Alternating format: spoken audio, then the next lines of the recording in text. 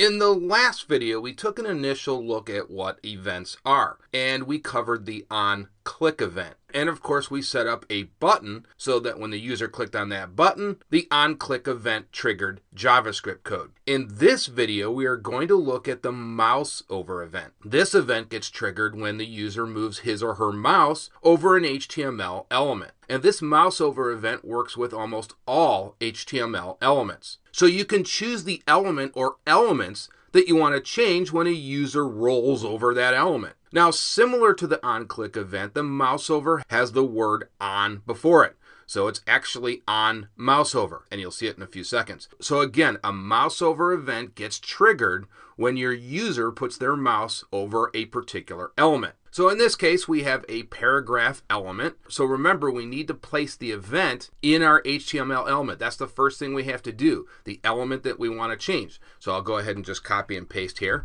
And there you can see we have the on mouseover event. That's what the name is. And then we're going to call our function, which I've named change background. So when we hover over our paragraph element, the background color over our text should change. And then let's go over and take a look at our JavaScript code.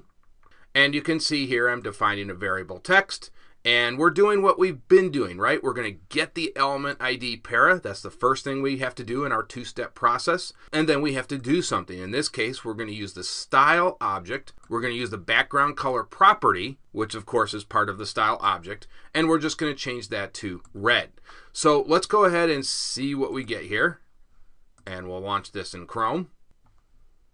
And there you can see we got our background color red. But you'll notice that when I move the cursor off of the text, the background color just stays up. And that's probably not what we want. We want this to be a little bit more responsive. So what we want is when the user moves his cursor off of the text, we want that background color to go away. And we actually have to create another event to handle that. So actually you get to learn about two events in this video, two for the price of one.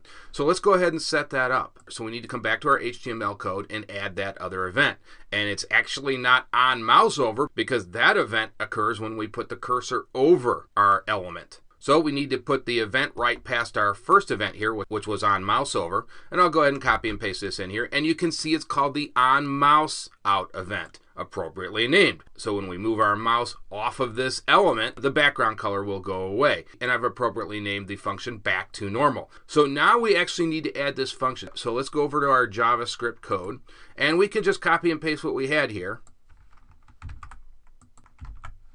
And then we're just going to change this back to normal.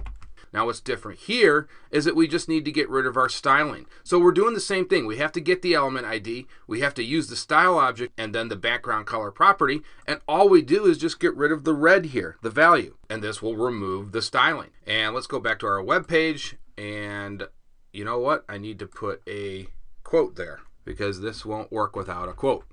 Big mistake. Okay, we don't need two quotes, we just need one. So let's see what we get here. And there's our background color. And there you can see when we hover over it, it works.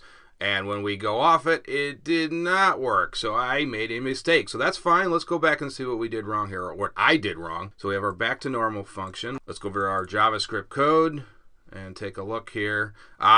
Take a look at that. These function names are case sensitive. I'm actually glad this happened. You can see just how sensitive JavaScript code can be. So let's try this again. And now it should work, hopefully.